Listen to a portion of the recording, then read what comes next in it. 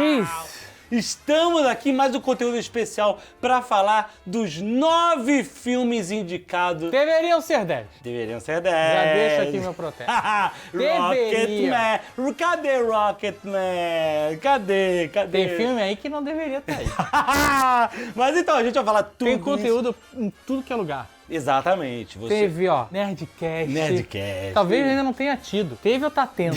Tá tendo aqui no canal. TNG TV. Exatamente. Esse é o Esquenta, o mês do Esquenta pro Oscar Jovem Nerd TNT. Não se esqueça que dia 9 de fevereiro nós estaremos na live oficial do Oscar 2020 no canal da TNT Brasil. Nesse canal, então, tá esperando o quê? Assina aqui o canal pra você já ficar... Liga o sininho pra você receber notificação que a gente vai estar ao vivo comentando.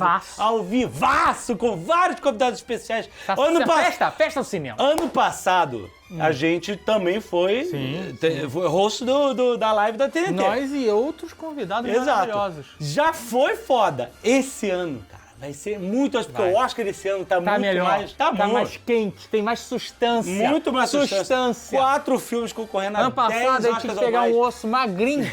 Tá tirando carne. Esse ano, o osso, meu amigo, é só puxar que vem. Então... Tem aquelas carnes que você faz assim, o osso tá na mão? Sabe qual é? Aí fica só a carne. Esse ano é só se lambuzar, meu amigo. Exatamente. Então não esqueça. Dia 9 de fevereiro estaremos aqui no canal da TNT Brasil, ao vivo, falando de Oscar 2020. Acompanhando a cerimônia ao vivo. Mas... Antes disso, vamos esquentar porque são 9 filmes concorrendo ao prêmio mais alto da noite, melhor filme. O conjunto, né? O prêmio que engloba todas as outras categorias. Exatamente. Porque no filme você tem os atores, diretores, roteiristas, todo mundo trabalha pro filme. O produto final. Exatamente. Qual é a obra que o produto final... Então o melhor filme é a soma dos esforços. De todos os esforços. De outros profissionais envolvidos nessa indústria maravilhosa. Vamos começar com Ford versus Ferrari.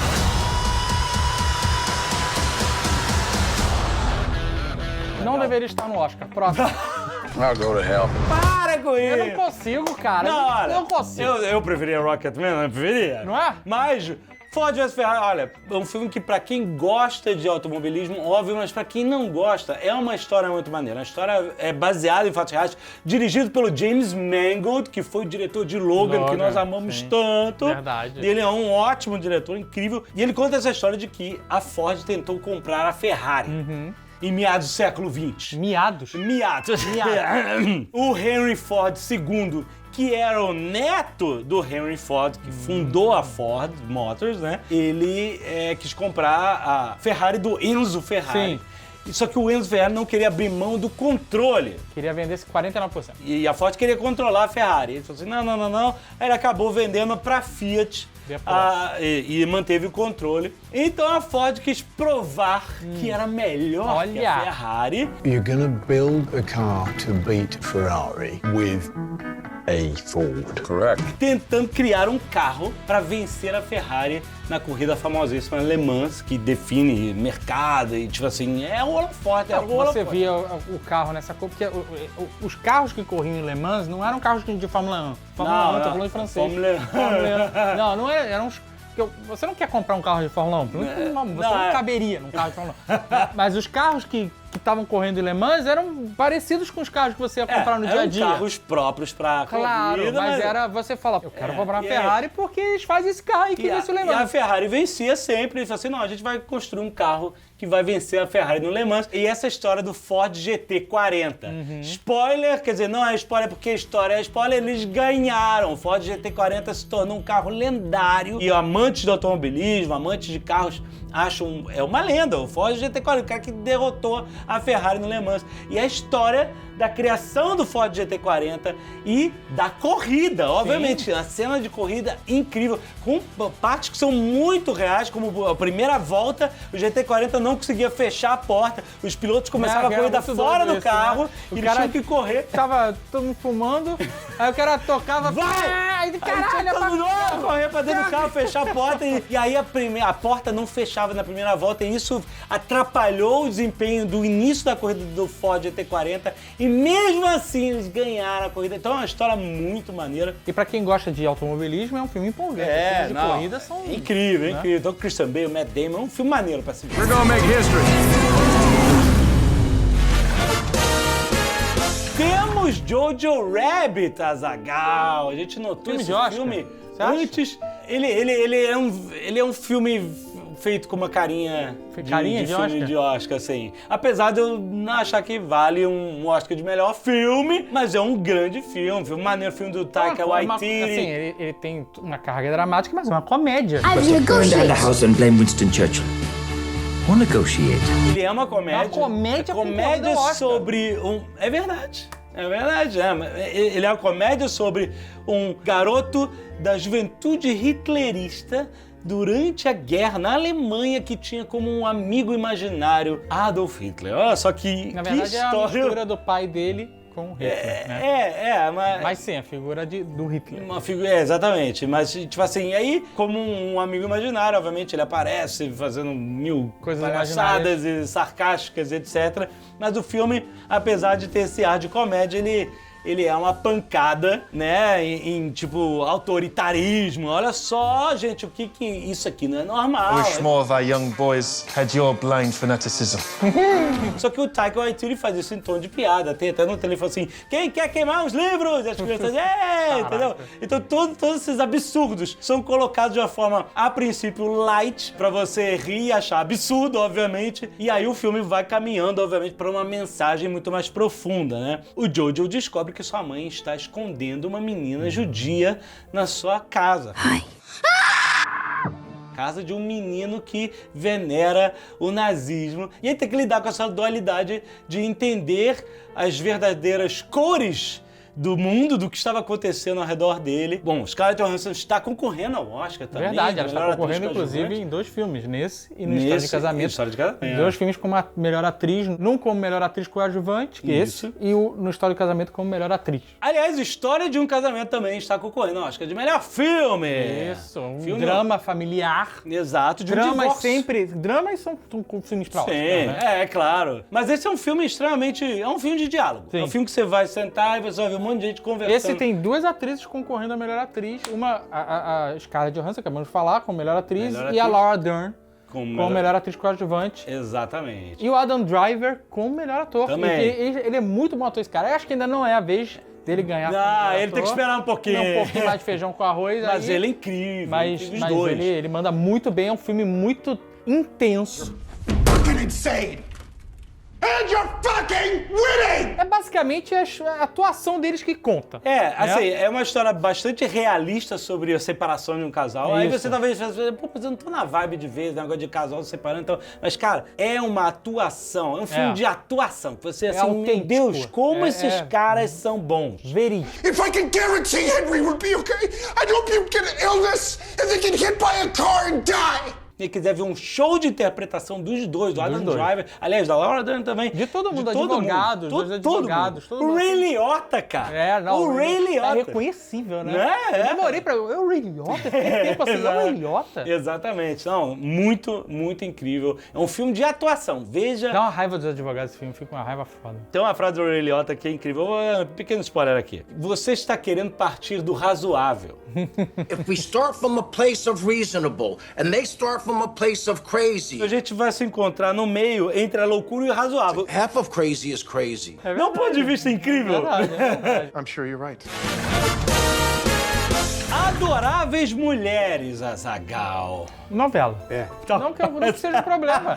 Mas é uma novela. Olha, eu gostei do filme. Adoráveis Mulheres. Eu gostei e eu sofri nesse filme. Tem uma tendência a achar que vai dar tudo errado, sabe? Que vai ter uma mega tragédia, né? E, assim, não é, esse filme é a história da vida das pessoas. E a história da vida das pessoas é feita de altos e baixos. Altos e baixos. É, mas assim, a galera desse filme até tem uma vida ok, né? Não tem nenhum... Não é que nem Amor de Mãe, a vida Regina Casé. 24 anos procurando meu filho. Mas é isso, a história da vida das pessoas. Mas eu ficava esperando aquele momento que vai tudo desmoronar, sabe? Assim, tem momentos de perda, de tristeza e tal, mas assim, que o cara vizinho vai abusar de alguém, a casa vai pegar fogo, a plantação vai sair. Eu ficava esperando esse momento terrível, né? Mas não, é um filme leve. Apesar de tudo, é um filme leve. É muito legal de se ver. A Laura Dern tá aí de novo, né? Sim, a Laura Dern, eu não sei, de repente, eu não sei se era eu que estava com a percepção apagada pra ela, porque de repente ela aparece em qualquer lugar. Pode ter sido. Mas ela não concorre a nada nesse filme, mas é um filme muito bom, que tem 2 atrizes concorrendo como a melhor atriz principal e coadjuvante também neste filme. Sim, sim. Esse é um clássico da literatura americana, né? E é a própria história da autora, né? Ela não emplacava nada e de repente ela decidiu contar a história do crescimento da infância dela até se tornar jovens adultas, né? Ela e mais as 3 irmãs, e como é que foi essas vivências, vai pra lá, vai pra cá. Quando foi publicado foi um grande sucesso, já teve um monte de filmes. Você já ouviu falar assim? Mas eu já ouvi falar assim, Adoráveis Mulheres, Little Women, já ouvi falar disso. A última adaptação para cinema foi, se eu não me engano, em 1994, tinha Christian Bale, tinha Winona Ryder e tal, a mesma história. Então essa história já foi contada. Já se falou desse filme até em Friends. These Little Women. Wow! Friends, o Joey lendo o Little Women. Ele achava que o Joe era um homem. É muito bom. Amy just burned Joe's manuscript. I don't see how he could ever forgive her.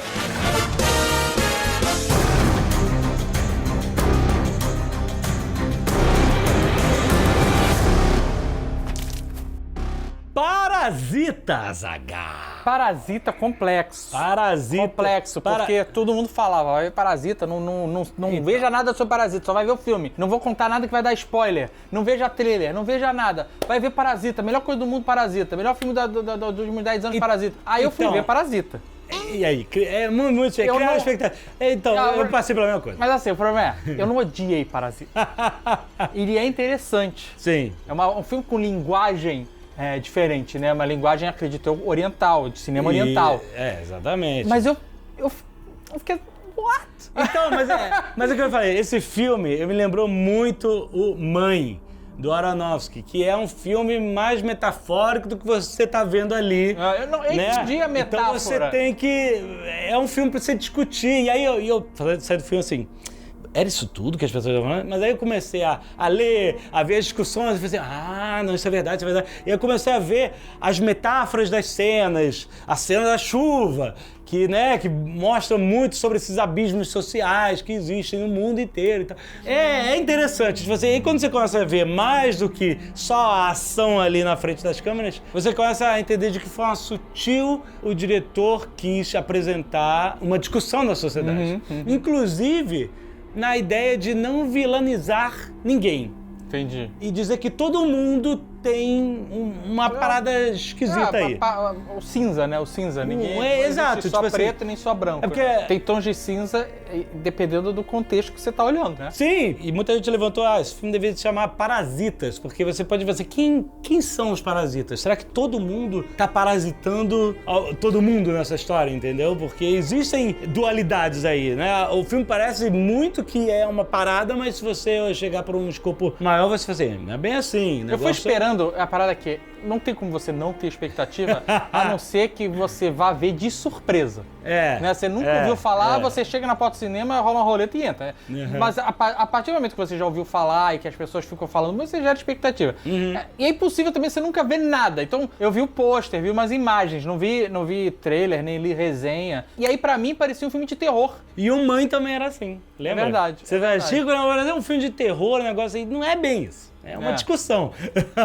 Mas, merece ser indicado, obviamente, mas como ele tá indicado como melhor filme estrangeiro, ele deve levar e aí vão... Se ele não levar filme estrangeiro, vai ser muito estranho. Um cara que tá com o melhor filme estrangeiro e melhor filme, do Oscar, exatamente. Ele, parece que automaticamente tem que levar como melhor filme estrangeiro. Seria uma loucura se ele levasse os dois, imagina? Olha! 역시. Coringa! Coronga, né? Assim que Coronga. É assim com 11 indicações! Não, líder de indicações. É o grito de desespero da DC. E aqui, toma aqui! E é um grito de desespero que o diretor fala assim, mas não é tão DC assim, gente. Ele ficou nesse clima... Se é DC, não é DC, Ficou nesse clima de... Mas é um filme...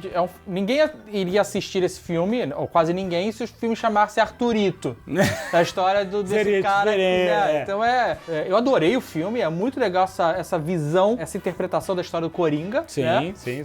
Atuação incrível. Incrível, né, incrível, que eu acho que deve levar também. Deve levar, mas tem outros filmes incríveis, então eu não sei se eu boto o Joker pra ganhar. com o melhor filme.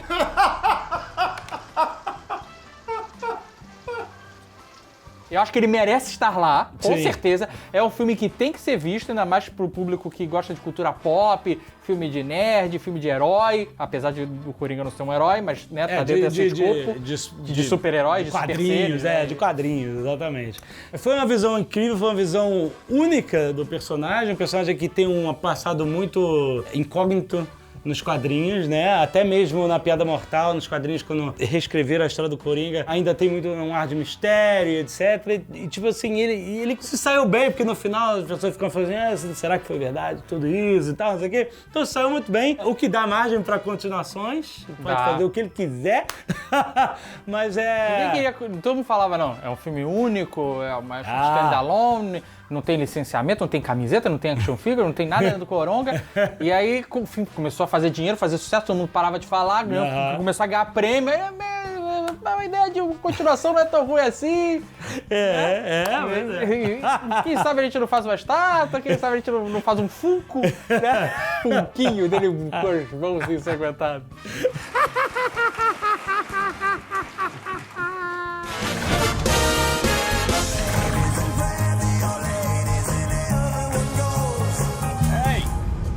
You're Rick fucking Dalton. Era uma vez em Hollywood. Filmaço, né? Outro filmaço. O Oscar é difícil, né? Como são os filmes do último ano. Alguns desses filmes já faz muito tempo que a gente viu, né? Sim. Então a gente tem que resgatar todo aquele sentimento, porque apesar de toda a parte técnica, os filmes eles trazem sentimento, né? Sim. Então, resgatar todo esse sentimento de atuações, da história louca e surreal e alternativa que o Tarantino construiu nesse filme, né? Exato.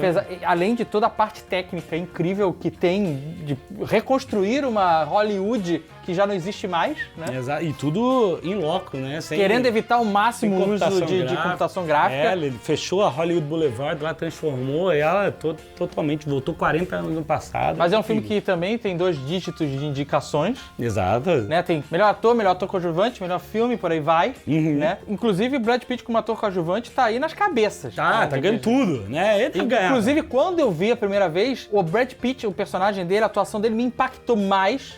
Eu ainda não tinha, né, um vínculo de amizade que eu tenho com ele hoje. Mas eu tinha visto o filme antes. Mas eu fiquei mais impactado do que o Leonardo DiCaprio, que era o ator principal do filme. Sim. Depois, quando eu vi a segunda vez, eu falei, não, os dois são incríveis, né? Mas a forma blasé que ele faz o personagem dele é incrível, cara. É muito maneiro. É um filme que eu considero o melhor filme do Tarantino.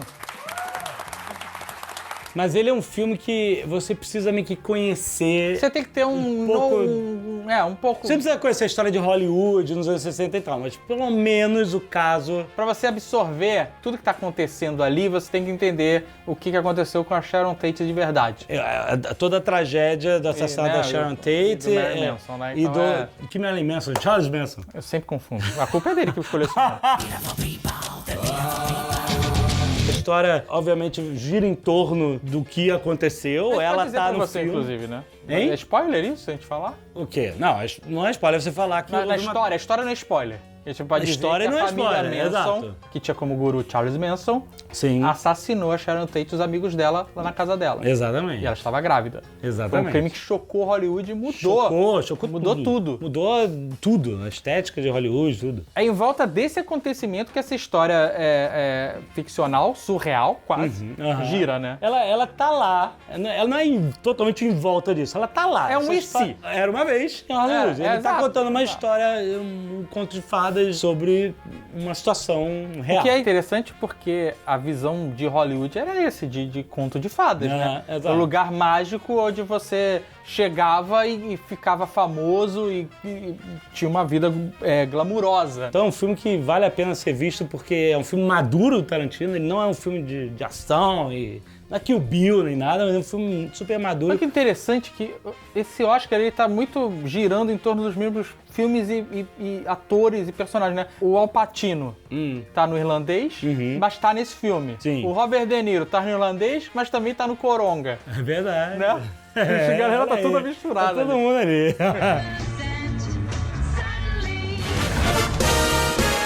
O Irlandês, Azaghal. Filme prometido por uma década, Martin Scorsese. Uma expectativa por ser um filme que o Martin Scorsese quer fazer desde sempre. Exato. E com Al Pacino e Robert De Niro no elenco, né? Que é um encontro que a gente sempre quis ver. E pra todas valer, as vezes que aconteceram era um desespero, era a desgraça. E aí a gente, caraca, meu Deus do céu, nunca vai acontecer de verdade. E agora finalmente aconteceu e é inacreditável. You know, you in the war. I should have.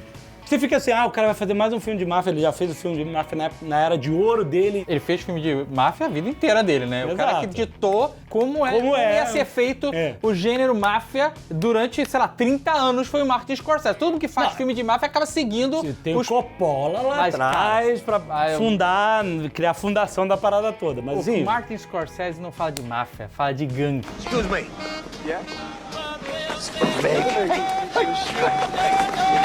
Esse filme, ele muda próprias regras que ele estabeleceu durante todas essas décadas, cara. Por exemplo, na maioria dos filmes dele, né, dos filmes antigos de máfia, de crime, os criminosos vivem uma vida glamurosa, né? Would you get your period? Talvez no Infiltrados não seja tão glamuroso. Exato. Mas a maioria dos outros filmes, a vida é muito glamurosa, né? Os filmes de máfia, principalmente, né?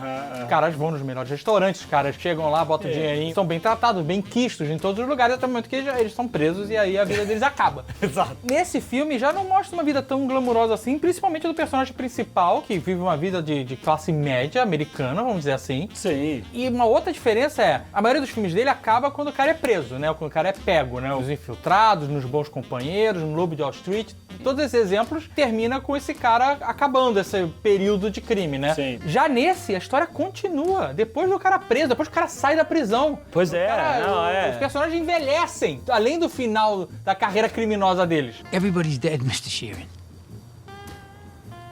It's over. E é uma história interessante porque ela traz um contexto histórico maior, sabe? Talvez uma esfera maior do que os outros filmes do Scorsese sobre máfia, né? Porque ele lida com o Jimmy Hoffa, que foi... Até no filme ele fala o que a maioria das pessoas acham de Jimmy Hoffa. Jimmy Hoffa é... I mean, maybe they know that he disappeared or something, but that's about it. Virou piada de fita. É o filme do Jim Carrey que ele...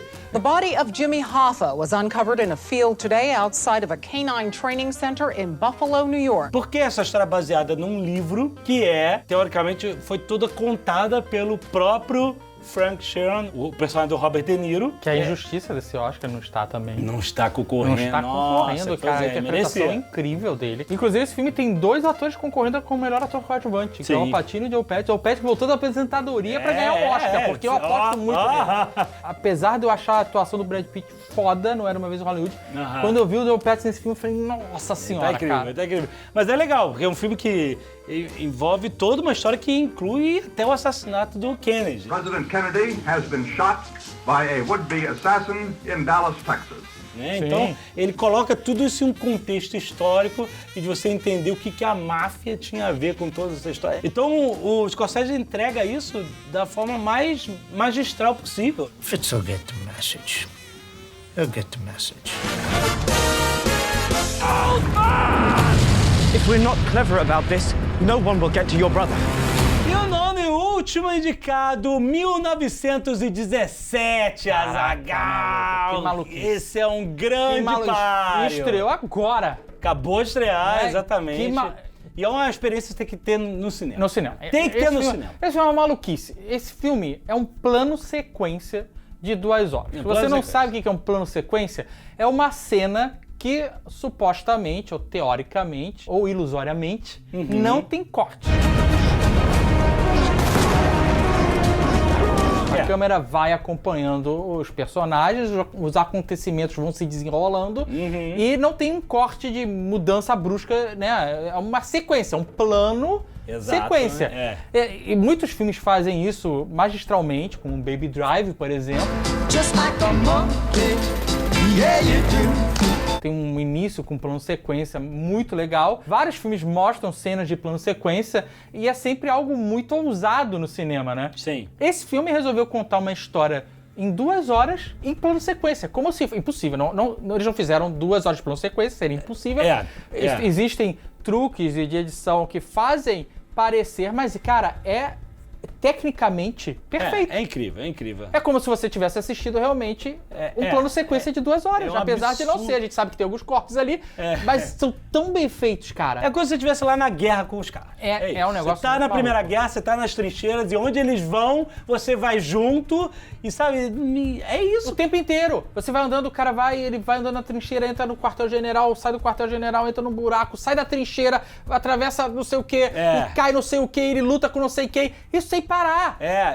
Tipo assim, esse é o maior truque desse filme, que, pô, mas será que 2 horas contínuas, será que não fica maçante, não fica cansativo, ou não é guerra de mais, ou guerra de menos? Cara, é todo bem equilibrado o filme, ele te deixa preso, por isso que tem que ver no cinema, pra você ter essa experiência na tela gigante, pra você ter ela de uma forma ininterrupta. E a música ela vai te guiando, ela te ajuda a guiar nesse plano de sequência, cara. Nossa, é impressionante. Esse filme é impressionante, cara. É o filme de planilha que a gente fala, né? Você imagina o trabalho logístico de produção, de ensaio, não só dos atores, mas de toda a equipe que tem que se movimentar o tempo inteiro. Todo mundo tá agindo ao mesmo tempo. Essa é a loucura do plano sequência. Todo mundo trabalhando ao mesmo tempo. Os atores, todos eles ao mesmo tempo. Exato. Os câmeras, luz, microfone, efeito especial, o pessoal de, se tiver tiro explosivo, que for. E isso tá tudo acontecendo ao mesmo tempo. E se um cara errar... Para e começa de novo. Não pode errar. Caraca, incrível. Esse filme é uma experiência. Por isso, muito impressionante. Meu palpite pra levar o Oscar de melhor filme de 2020, 1917. Aqui não tem palpite, jovem, né? Não, é o que eu acho, é o que meu coração diz. Mas são esses os filmes, cara. Tá faltando Rocketman. Ele deveria estar aqui. Ele deveria ser o 10º filme. Eram até 10, é uma injustiça ele não estar aqui.